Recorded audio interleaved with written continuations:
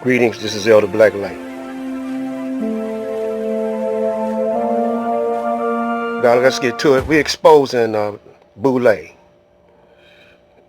agents, gatekeepers, provocateurs, and to keep the black man, especially here in Detroit, disorganized, because later on in some videos I'm going to show you where Detroit was the first city that really woke up to the real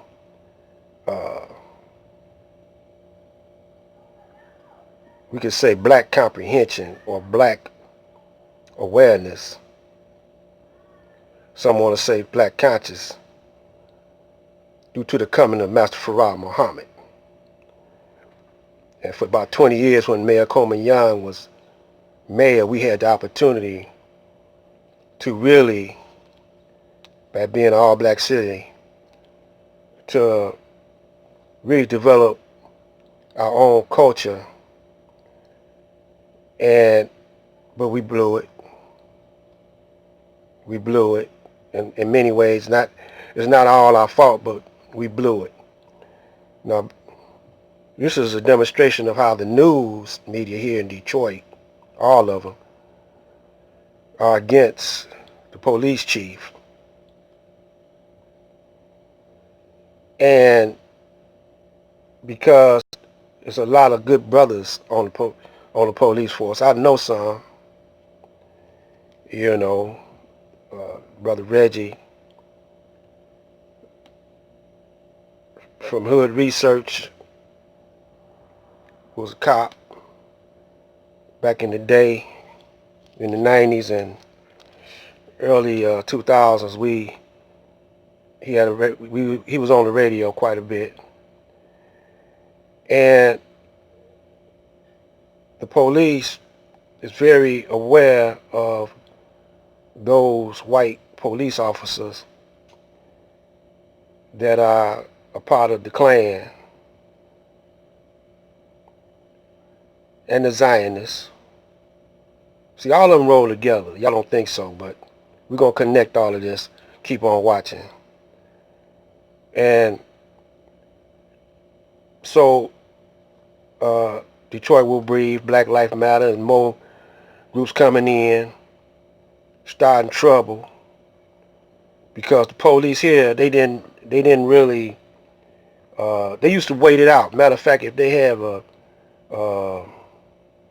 someone that's held up in a house with a weapon, they wouldn't rush in or do anything like that. They'll wait till the guy, run out of food, and he'll give up. If it takes them 24 hours, they'll seal off the street.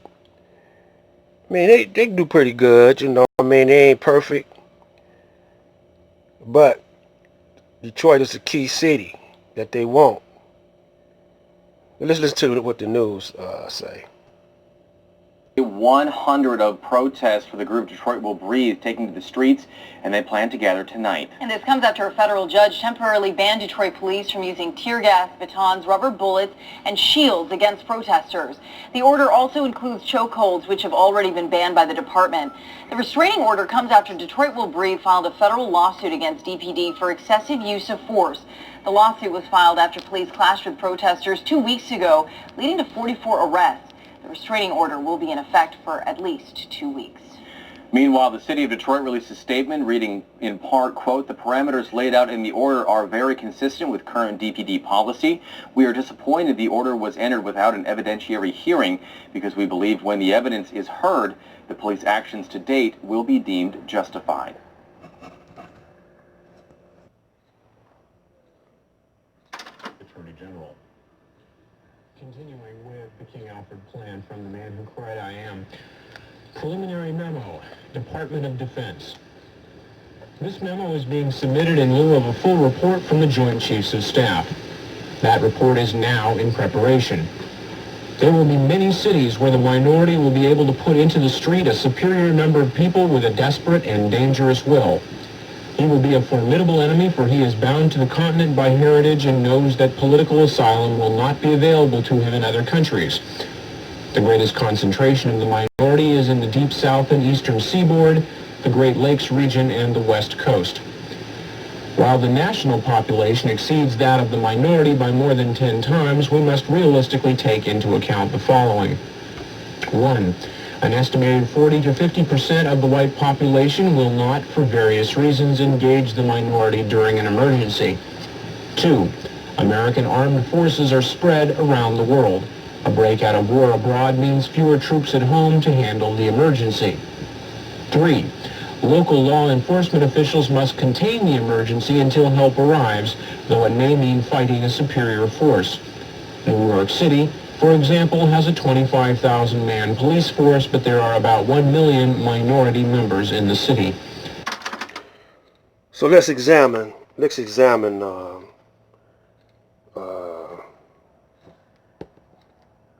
this right here.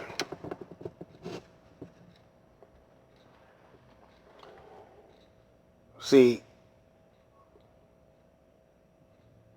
this is why the UN is poised to come in here.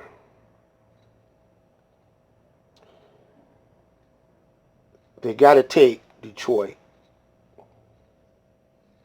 They got to take Detroit, y'all.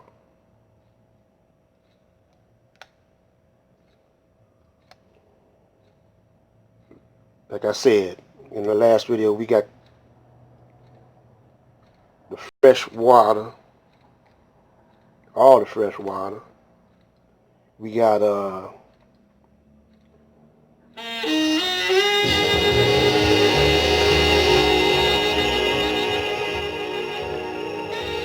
large black population, a lot of revolutionary brothers and sisters. This is where Master Farad touched down first.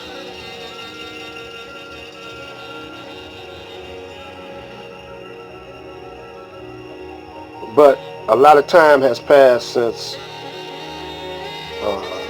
you had true